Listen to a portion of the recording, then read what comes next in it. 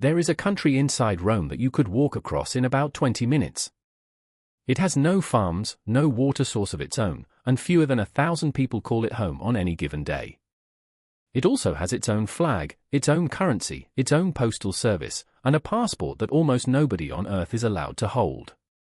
The man in charge never runs for office. He gets elected by a room full of cardinals who lock the doors until they pick someone. That country is Vatican City, and the odd thing about it isn't really its size. The odd thing is that it exists at all, a religious leader running an actual sovereign nation, recognized by the rest of the world exactly the way France or Japan are recognized. So how did that happen? To understand it, you have to go back almost 1,200 years before anyone ever drew a border around Vatican Hill. For most of its history, the Pope wasn't just the head of a church. He was a king, in the literal sense. Starting in the 8th century, the popes ruled a stretch of land that ran clean across the middle of the Italian peninsula, from one coast to the other. It was called the Papal States, and it functioned like any other kingdom of the time.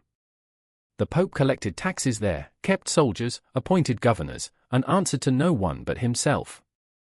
For over 1,000 years, being Pope meant two jobs at once: spiritual leader of hundreds of millions of Catholics, and the actual political ruler of a sizable chunk of Italy. That arrangement held until the 1800s, when a new idea started spreading across Europe. Italian nationalists wanted one unified Italy, not a patchwork of kingdoms, dukedoms, and a strip of land run by the church. Piece by piece, those nationalist forces absorbed the smaller Italian states.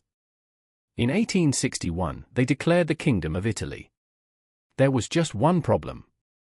Rome, the obvious capital, was still papal territory, and the Pope had no intention of handing it over. That standoff lasted 9 more years. Then in September of 1870, Italian troops breached the city walls and took Rome by force. The Papal States, which had lasted over 1,000 years, were gone within weeks.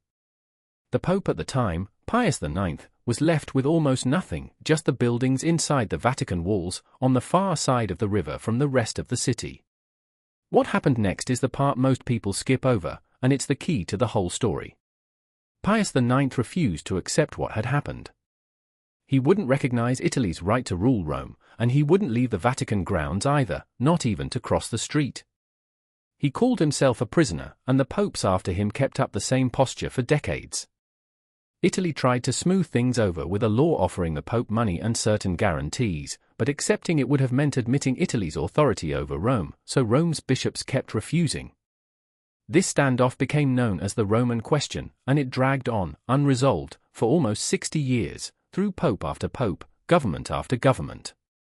The man who finally broke the deadlock wasn't particularly religious. It was Benito Mussolini. By the late 1920s, Mussolini was running Italy as a fascist dictator, and he wanted something the church could give him: legitimacy, and the support of Catholic Italians who still saw the Pope, not the king or the dictator, as their real moral authority. The church, meanwhile, wanted exactly what it had wanted for 60 years, a settlement that restored its independence without forcing it to surrender on the question of who actually ruled Rome. So the two sides negotiated quietly for years, and on February 11, 1929, inside the Lateran Palace, they signed a deal. On one side of the table was Mussolini, signing on behalf of King Victor Emmanuel III.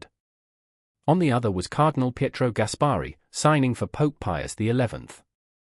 The agreement became known as the Lateran Treaty, and it had 3 separate parts bundled together. One part created a brand new, independent state, the Vatican City state, carved out of less than half a square kilometer in the middle of Rome. A second part financially compensated the church for everything it had lost back in 1870. The third part was a concordat, a separate agreement spelling out the church's special status within Italy itself, including recognizing Catholic marriages and giving religious education a place in Italian schools. That first part is the one that matters most here, because it's the part that actually built a country out of nothing. The new state's borders weren't drawn on a blank map. They mostly followed walls that were already standing, fortifications built by popes centuries earlier mainly for defense, long before anyone imagined they'd one day mark an international border. What came out the other end was, and still is, the smallest sovereign country on the planet, both by land and by population. About 44 hectares, just over 100 acres, with a population that sits somewhere under 900 people on any given day. Fewer residents than a single large apartment building. Here's the part worth sitting with for a second, because it's easy to miss. The Vatican isn't a country because the Pope needed somewhere to live. He already had somewhere to live, inside Italy, protected by Italian law, same as anyone else. The whole point of giving him an actual sovereign state was independence. As long as the Pope was simply a resident of Italy, every word he said and every decision he made was, technically, happening on someone else's territory, under someone else's authority. Hand him sovereign land instead, and suddenly he answers to no government on earth. He can speak to the world, receive ambassadors, and run the church entirely on his own terms, because legally, there's no one above him inside those walls. The land was never really the goal. The independence was. That independence got tested almost immediately. Just over a decade after the treaty, German troops occupied Rome during the Second World War, with Allied bombers in the skies above. Both sides, remarkably, left the tiny state alone, treating it as neutral ground even while fighting raged in the streets just outside its walls. A piece of paper signed in 1929 had created a country small enough to cross in minutes, and within 20 years, two warring armies had effectively agreed to honor it anyway. That's a fairly good sign the independence was real, not just a phrase in a treaty. And that independence was built to last. Vatican City today runs its own post office, famous for being faster than Rome's own mail service just across the wall. It has a radio station, a railway station mostly used for freight, its own euro coins minted under a special deal with the European Union, and a bank that handles the church's finances worldwide. It even has its own courts, and they're not just for show. People have actually been tried and sentenced there for things like traffic offenses or leaking confidential documents, with sentences served in nearby Italian prisons, since the Vatican itself has no real prison of its own. Citizenship works differently too. You can't be born a Vatican citizen, and you can't apply for it the way you'd apply for citizenship anywhere else. It comes attached to a job. Cardinals, Swiss guards, certain Vatican employees and their families get it for as long as they're serving the Holy See, and it disappears the moment that service ends. Nobody holds it for life just by existing there.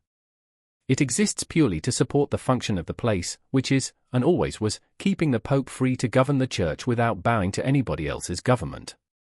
Nearly 100 years on, that treaty signed by a dictator chasing legitimacy and a church chasing independence is still the only legal reason Vatican City exists.